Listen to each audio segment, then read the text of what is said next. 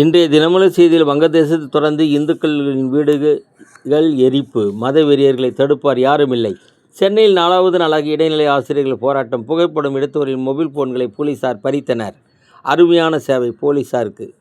ஆவணங்கள் கேட்டு தேர்தல் கமிஷன் நோட்டீஸ் அனுப்பி வரும் நிலையில் அதற்கு விளக்கம் கொடுக்க வாக்காளர்கள் தயாரில்லை. இதனால் பணியில் குழப்பம் தொடர்கிறது.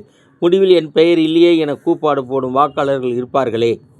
சிறுமியை பாலியல் வன்கொடுமைக்கு ஆளாக்கிய சென்னையில் குற்றவாளிகள் மீது நடவடிக்கை எடுக்காத 6 பெண் போலீசாருக்கு 9 லட்சம் ரூபாய் அபராதம் விதித்து மாநில மனித உரிமைகள் ஆணையம் உத்தரவிட்டுள்ளது.